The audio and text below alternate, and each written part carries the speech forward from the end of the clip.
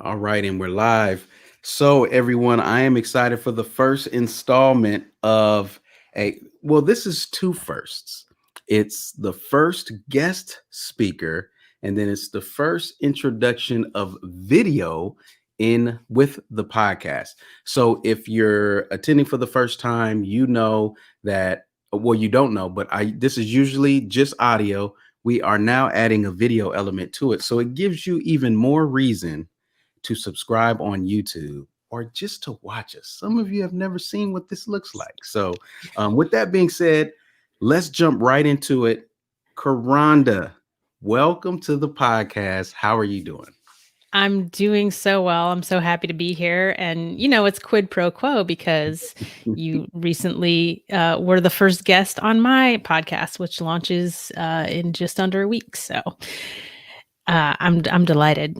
Yes, in a great podcast, by the way. We're going to make sure you drop the link to that at the end of this one. And what I want to do is I want you to introduce yourself to our audience, and then we're going to go through three areas, right? You are one of the most polished individuals that I have seen come through my curriculum in the respect that you've got every resource laid out and readily accessible, and you have the battle wounds from the web development side to serving people at such a capacity.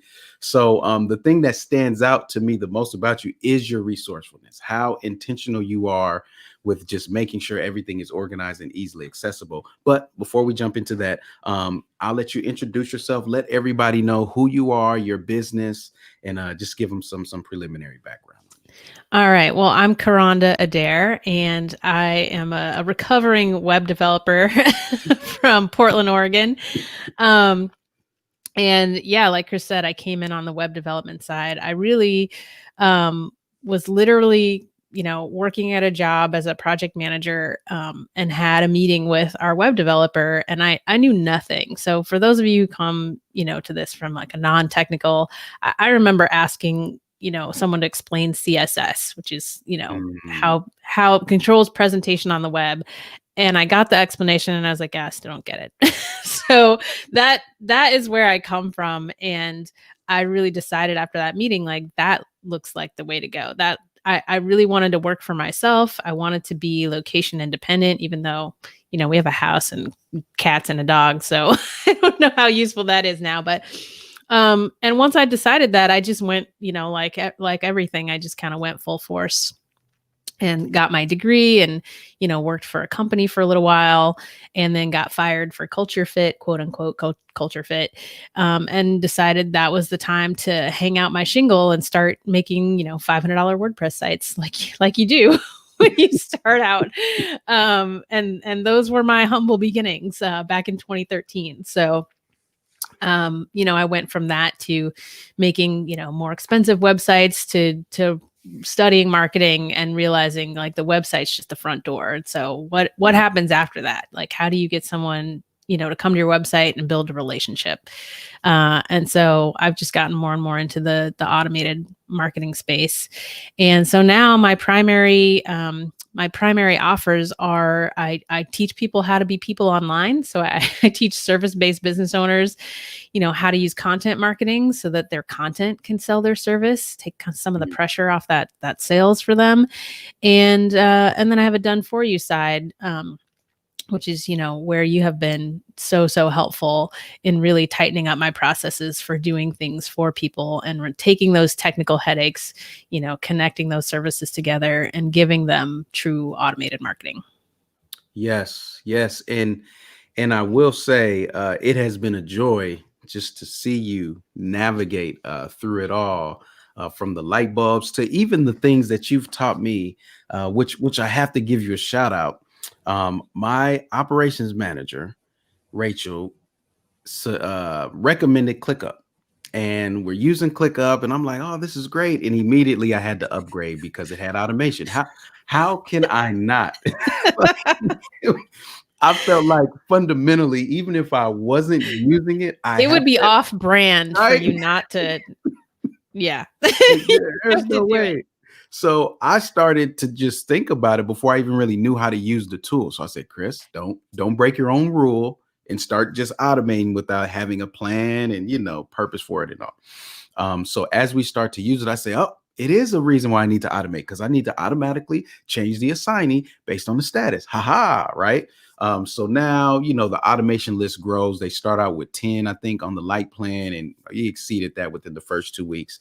And so I feel like I've got a pretty good hold on ClickUp. I'm like, okay, this is how you do it. And then, Kronda, I think it was last week in our monthly I mastermind took over your night. Yeah. call, Kronda makes this statement and says, yeah, we've really been using the docs and ClickUp more. And I was like, oh, tell me about that. She said, yeah, because when you're taking notes and you have bullet points, you could just right click and create a task from the document.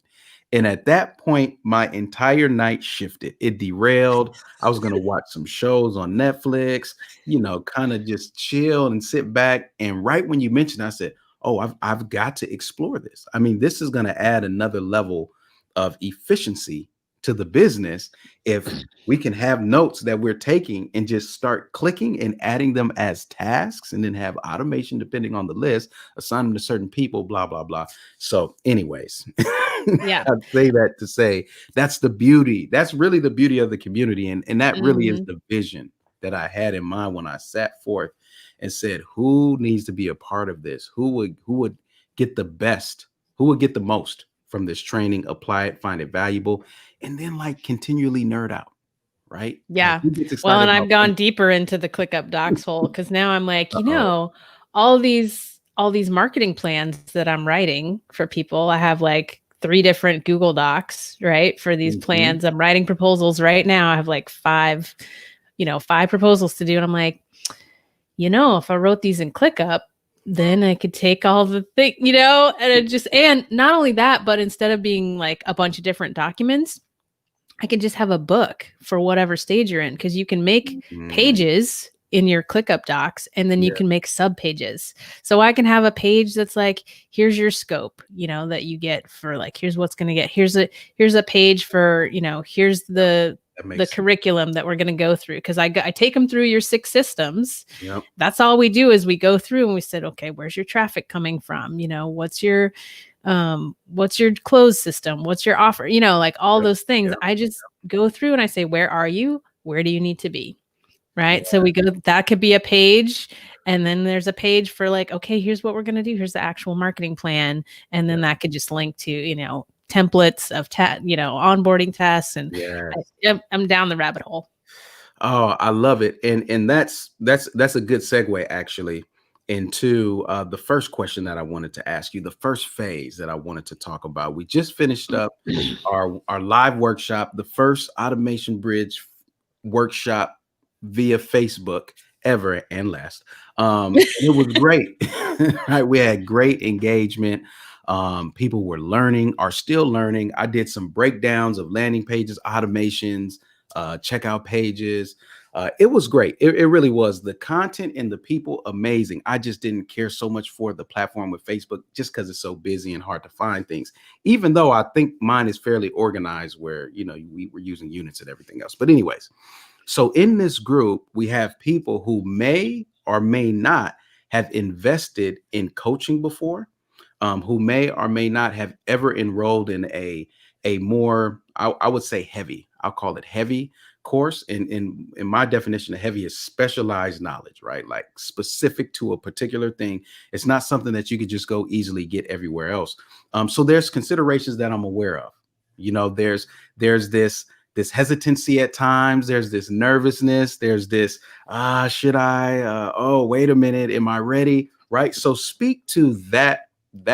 I want you to speak to 2 things. One is speak to that position that you were in prior and loop that into your approach to coaching, because you're open with your approach to coaching and how you can use it to get ahead faster. So I give you the floor to just speak about that phase. Okay.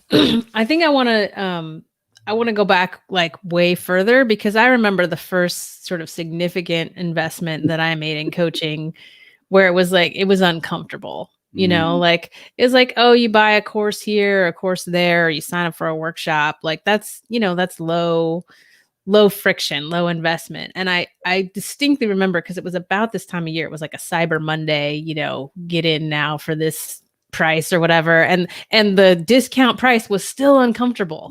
It was still like, ooh, I don't know. And like, I just remember like hitting the button and like putting in my credit card and being like, well, okay, whatever it is, like I'm all in. I have to make this happen because now I've spent this money and now I have to go make it like worth it. And that's kind of always been my philosophy and my stance, because I literally can't afford to take the long way. Oh, yeah. Like there's so much opportunity cost in flailing around on your own. And so I really remember that feeling, and it's a muscle that you build, because, almost every mentor that I've had after that, there's still been that discomfort. And what I do in those situations when I'm like, okay, I know I need this, but I can't, quote unquote, can't afford it. Right. Yeah. I never really say that to myself. I just figure out, okay, what do I need to do to go get this money? And usually there is enough free resources. There's enough free trainings from that person that, I mean, I just finished listening to today's episode of your podcast this morning, and I was like, let me go back and take notes. There's and you literally say, you're like, I'm in a mood. Let me give you the actual actionables, right? Yep. There's no excuse. So you have the roadmap to go do the things and implement to make the money that you need to invest. And then when you get in, there's just orders of magnitude, like more depth and more. And that was my experience too. I was like, this podcast is like, you should be charging for this. Yeah. And then when I actually got into the program, not even the main mentorship content. Like I went in, and the point that I was at, I was like, let me go in and do campaigns that convert. Yeah. And that was the one I dove into first. And that was just so useful to just put all the pieces together, put everything in order, like go through everything. It just leveled up. I think one of the things I did was, and I don't know if this is in there, but just having like the unsubscribe page, the way you do unsubscribes. Yeah. And, having that automation that says, so what I'm talking about is, when people unsubscribe, you have an unsubscribe page, and you put a form on there, and you let them choose the messaging that they want to get. Yep. So they are unsubscribed. You did what they asked, but then they're like, oh, wait, I can just get messages for customers. Okay, let me do that. And then they go right back on your list.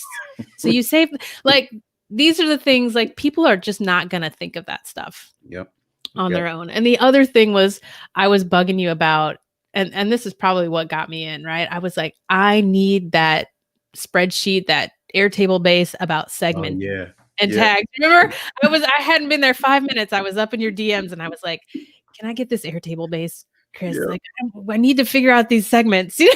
Oh man, yes. And I feel like that alone was sort of worth the price of admission, because I had just created my done for you model. I didn't want to go back to just, let me do a bunch of custom proposals and spend, 10 hours on it, and maybe they say yes, And so I had created this retainer model where I get paid up front to do the discovery and the the research and the intensive and make the plan. And then if they want to implement, it's just a retainer model. They pay a certain amount per month.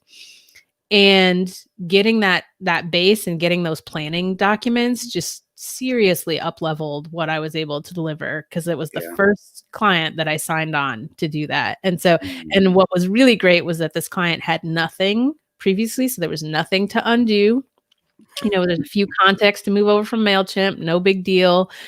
And then I was able to just build this beautiful thing from scratch. And to this day, not for much longer, but like her stuff looks better than my stuff internally, because I got to undo all the mess that I created. So, I don't know. Did that hit all the points? Yeah, that did. I wanted to mention a few things, or highlight a few things that you mentioned with the discomfort, right, of investing. And One of the things that I often see people do is they say I can't afford it. So I heard you catch yourself when you said, "And if I can't afford it, well, actually, I don't tell myself I can't afford it." So that was a level of growth. At some point, you realize, well, you know what? Everybody pays for what they value, whether it's Hmm. a house, whether it is a computer.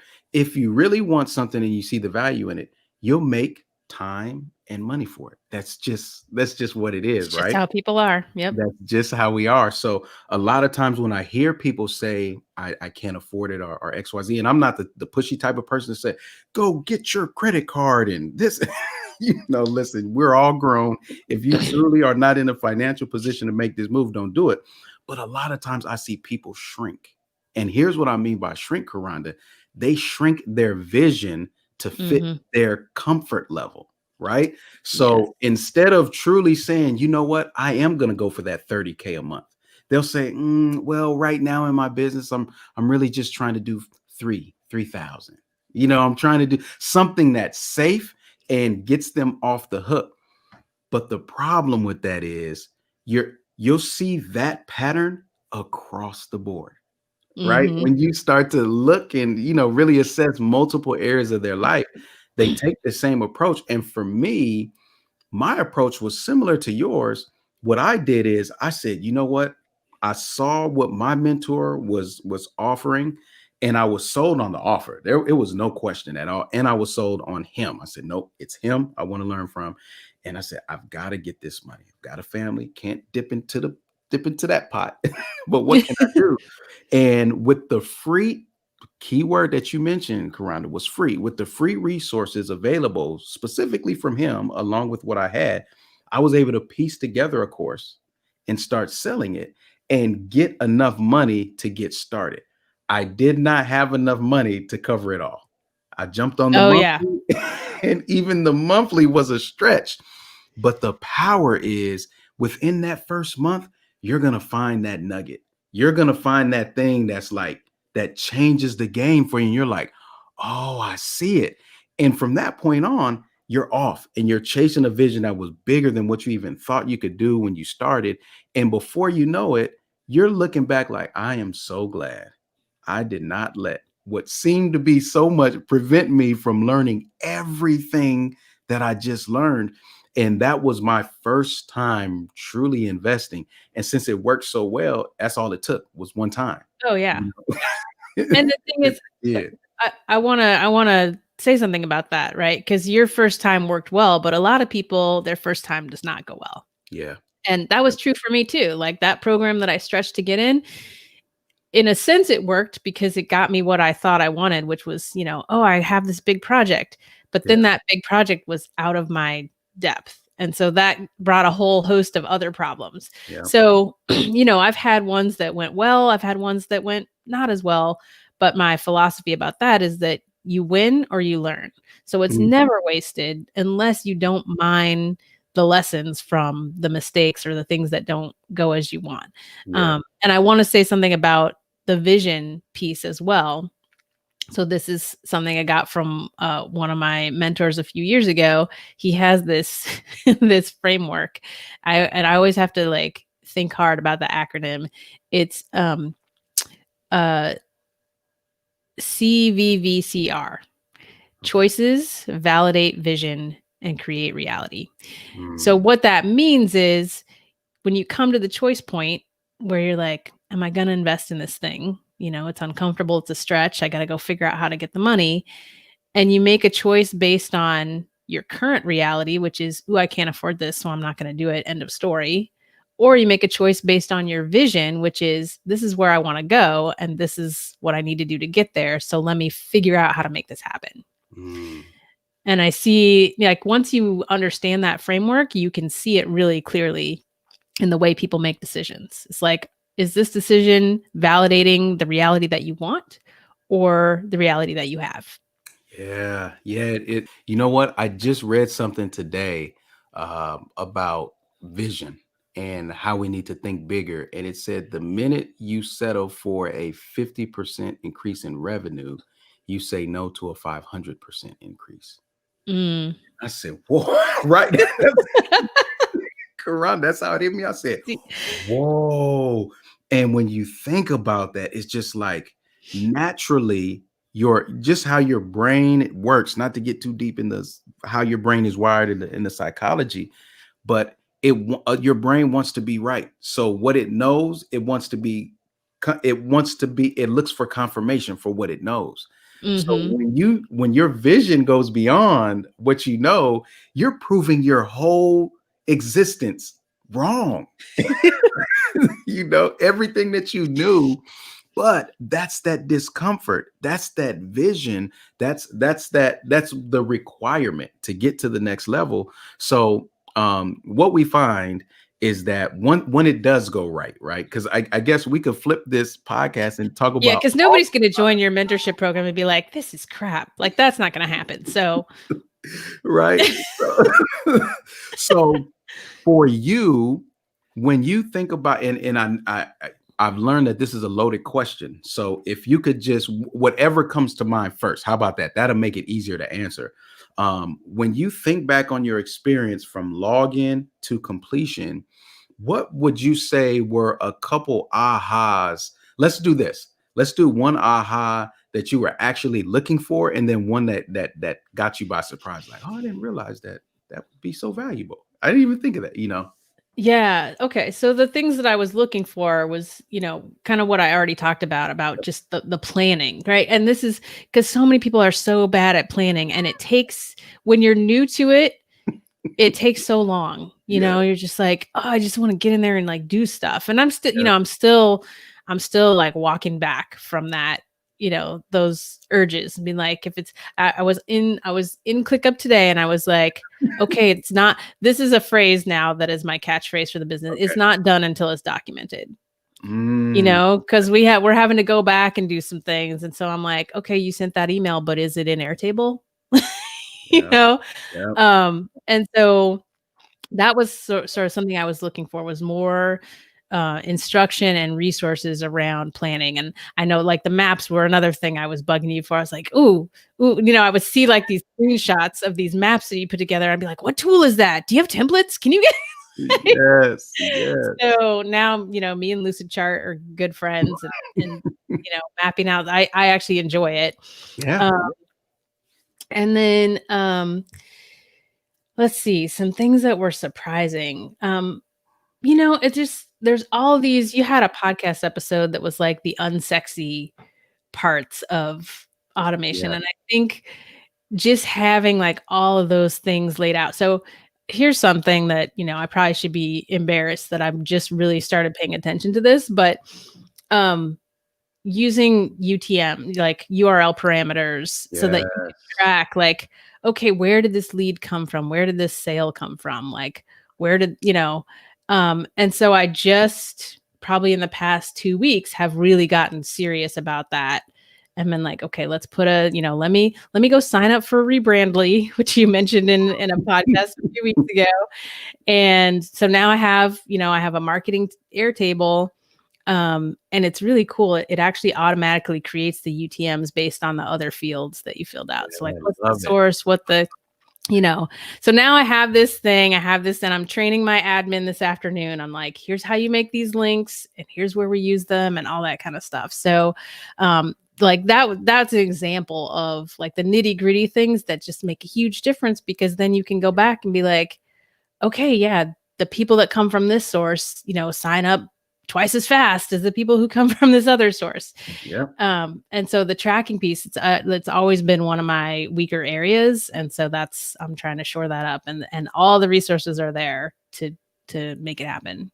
yeah, yeah. That is, it's one of those things where people often overcomplicate tracking, and then and because some of the simple things are complicated, and some of the harder things are made simple when it comes to metrics and analytics, right? So you can easily pay $300 a month for a platform that generates all of these charts and graphs for you that you don't know anything to do with. You don't know how to read them. You don't know how to configure them because the analytics is just that thing. Or you can, like you're mentioning, leverage UTM parameters and store them in sources.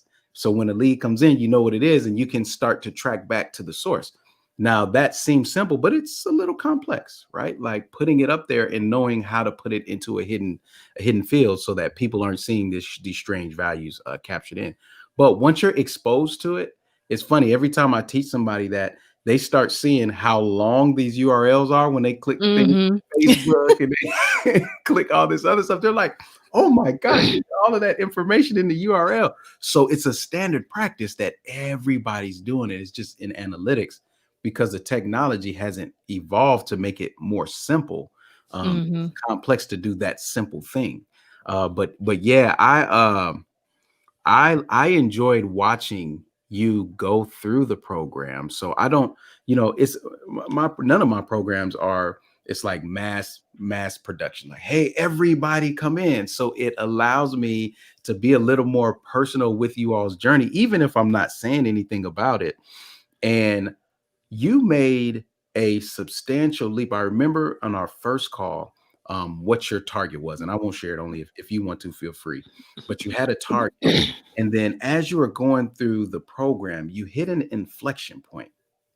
And then I remember you sending me a message and you were like, "This is about to be my first XYZ month."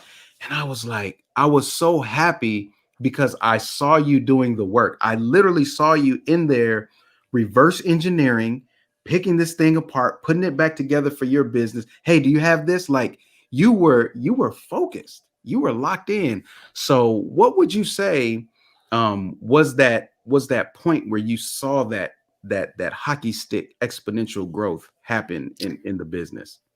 Well, there's so many factors at play, Yeah. right? It's 2020. So we can't we can't ignore the holistic scope of everything that's happening. And I think a bunch of things came to a head, right? My skills were leveling up. My offers became more clear. I have I have a lot of digital products that people can access, but I didn't really have, I had my boot camp.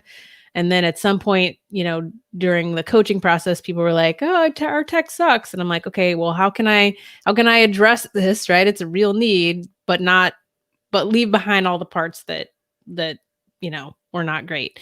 Mhm. So those things were happening, right? In the spring, the offers were happening. And then you have COVID, where suddenly now everybody can't go to the meetup, and that was their whole marketing strategy, right? And Right. so, and you have me out here who's been saying I teach people how to be people online, and suddenly everybody's got to be online. So, Yeah. so, and then you have George Floyd's murder, which now suddenly white people are like, racism is a thing. I need to go support a black business. Yep. Yep. All of those things are happening, and so I'm going to say the numbers, but I have a whole retrospective that I wrote because, one thing I hate is you say these numbers and you're just like overnight success. Yeah, based on the last 5 years. Right. Right? Right. Right. The last 5 It's years and overnight. the hustle and the pain and the mistakes and the whatever. Yeah. So in July, um there's a few cool things that happen. I have another mentor, and she challenged us to do a 10K in 10 days. And Mm. at the beginning of this challenge for her whole community, I was going on vacation. And I was like, "Oh, all right. Well, I'm an automation specialist. So what do we do about this?" And I had started hiring teams. So I had 2 team members.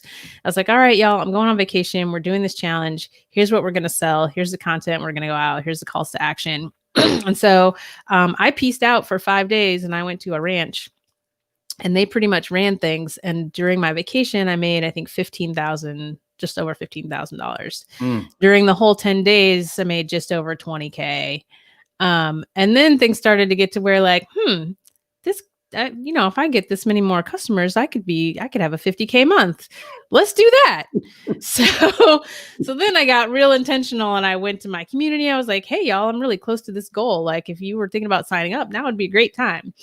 And it was really became a push. And so I didn't hit 50. I was like $1,500 short of 50K, but Mm. potato, whatever.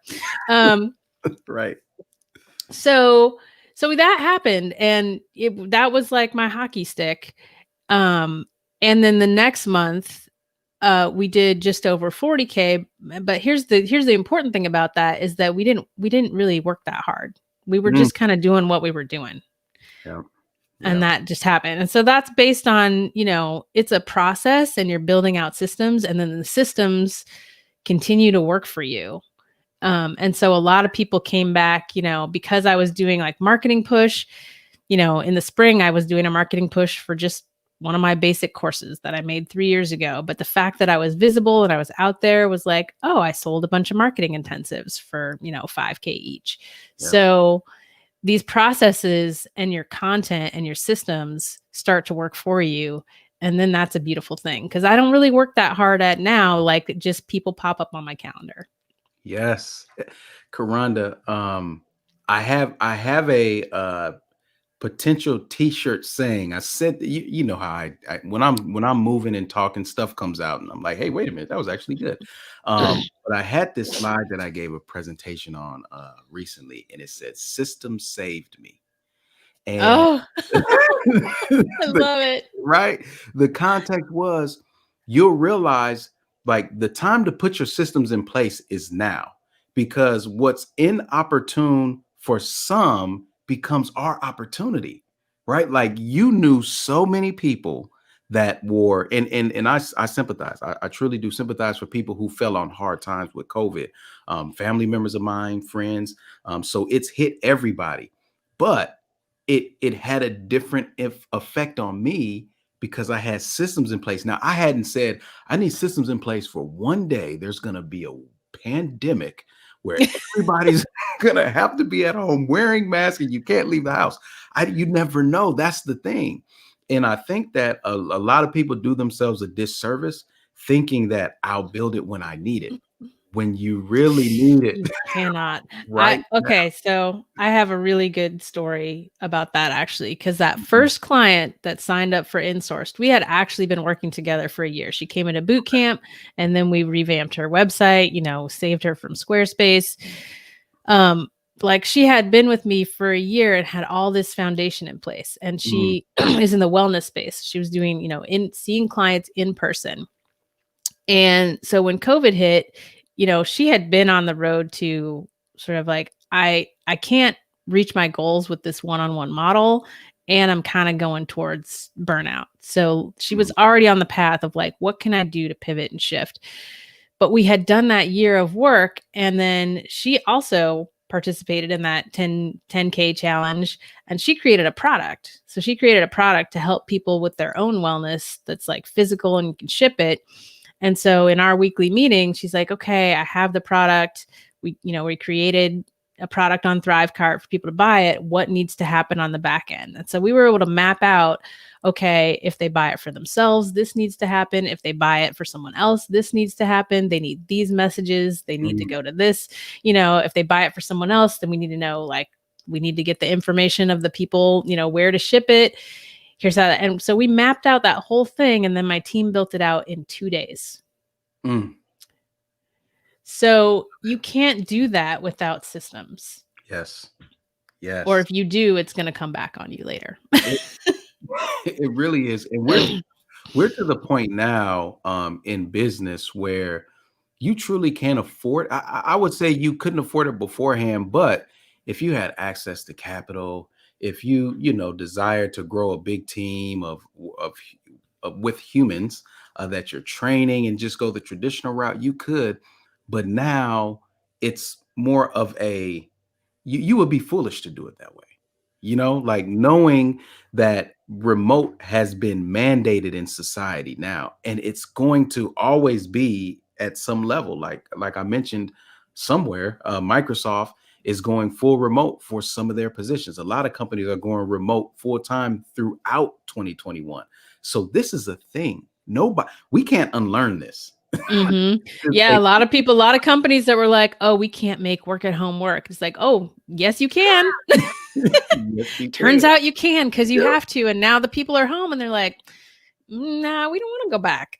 Yes, and the skill set of implementing systems for your business and others is one of the most highly sought after skill sets right now.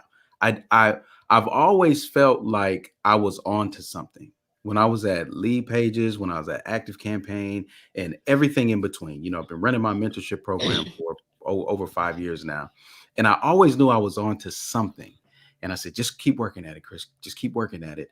And I'm glad I stuck with it. And I have to give credit. Somebody who planted the seed was Brendan Bouchard.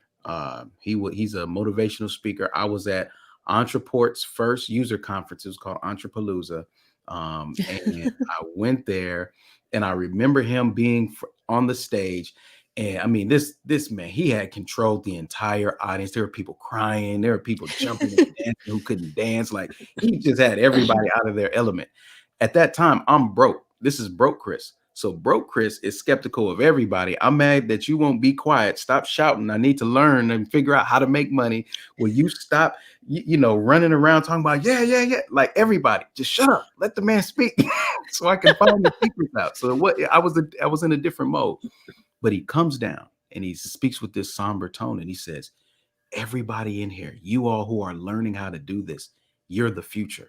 Every business is going to need somebody like you that knows how to build this stuff. And Entreport is the tool. Of course, he was promoting Entreport, but that never left my mind, and said, I wonder what future that is. Like, how far, in the future that is. And since I couldn't see it, it just kind of like stayed in the back. And as I'm working and, building my brand and my expertise, it came to the forefront. I said, now is the time. This was the time. It's right now.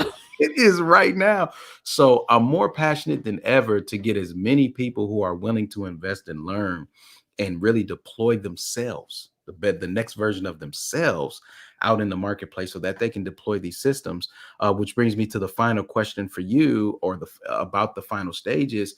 Where are you at now, and where are you going? You've got systems in place, you've got teams, you're working on your stuff now, not just all of your clients. You're tidying up your back end, making your system strong, as well as streamlining for future growth. What is the future for Kronda? That's a great question. I'm very excited about it. Yeah. So right now what's happening is, and I said this before we went live, is, when you clean out your closet and you pull everything out, and then there's just like a heap of stuff on the floor, and you're like, what did I do? Yeah. And that's a little bit what my business is like right now. Yep. I went from basically just me in May of this year to we have seven people, like 6 people on the team, and then our podcast producer, who's also in your program.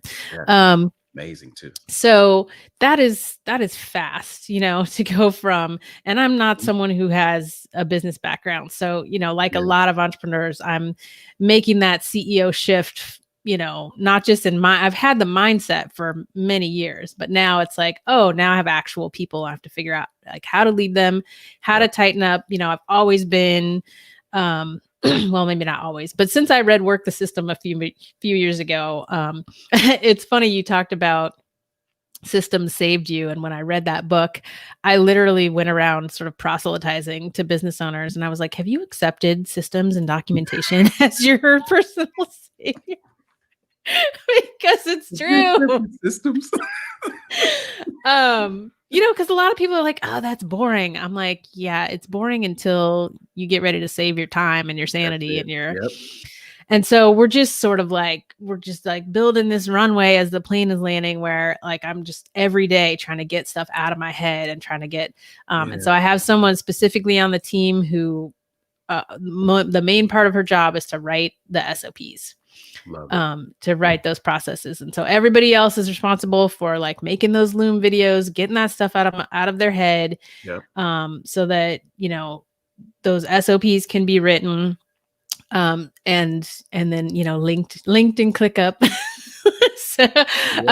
So that's happening behind the scenes. And then, clients, like I'm in this dichotomy where it's like I'm doing that, and I have to be the one to, in some respects, to get it so that they're doing things the way that I want them done. But then I also have like 5 proposals that I'm working on right now, and then I had a new client come in. We're going to start their marketing intensive.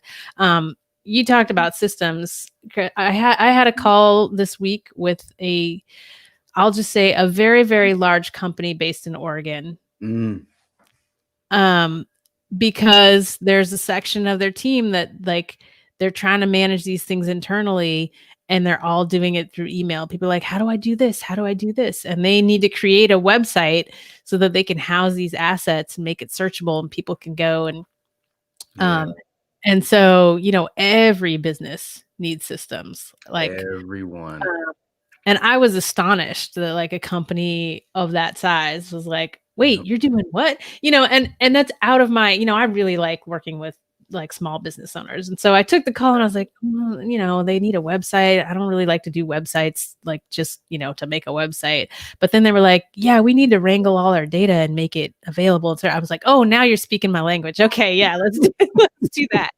right. Um so, the future for me is just really getting my team to gel, and Yep, getting everybody sort of pointed in the right direction and making sure everybody feels empowered to do their best work, yeah, so that we can start producing these projects because these projects are going to start coming through and like just yeah, having those because I tell you what, like I have an amazing team and they are fast.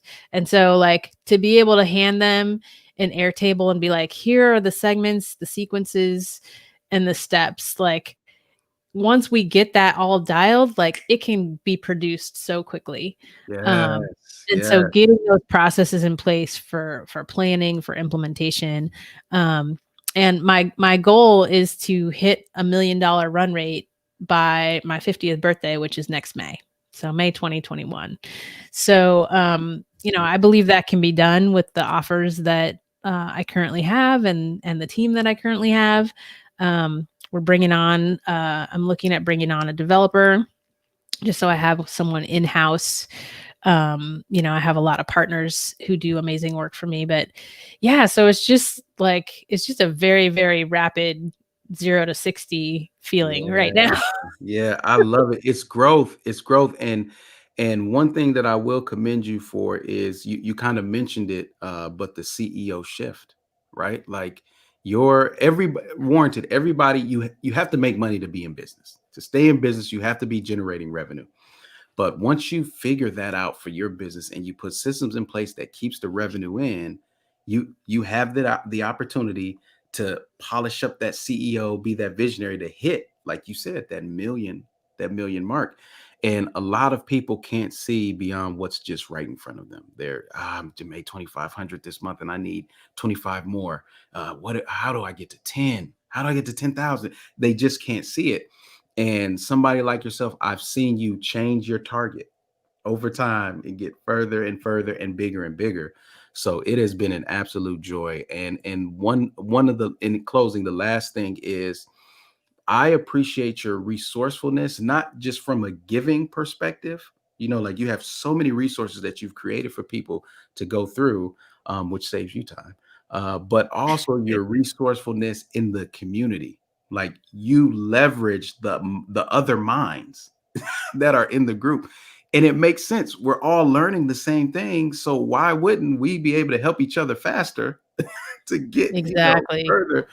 So I just love that approach about you. You embody what I had envisioned for a community. You tinker, you you're still playing around with tools. You bring tools to my attention that I didn't know about. I can talk about tools and you'd be like, yeah, that doesn't make sense. I agree, they're tripping.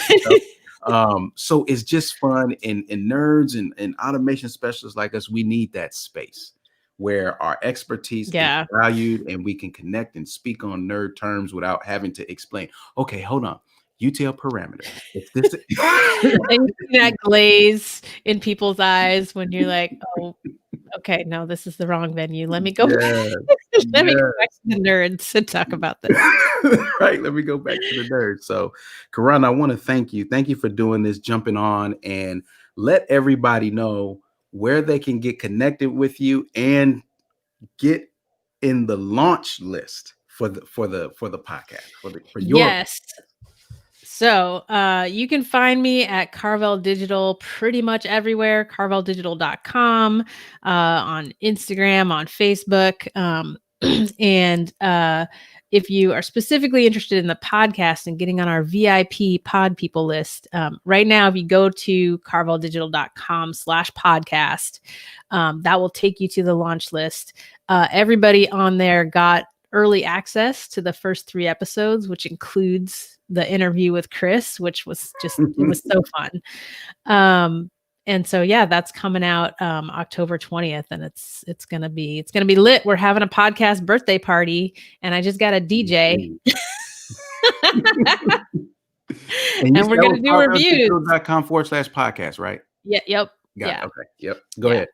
You having a So DJ? yeah, and- we're gonna have a party. We're gonna have a podcast party, and we're gonna have a DJ, and we're gonna write reviews so people can submit reviews for my podcast, and then we can review our other favorite podcasts. Because it's like you're listening, you're in the car, and you're like, oh, I'm gonna do that, and then it took me so long to review your podcast, Chris, and I was like, what am I doing? Let me go do this.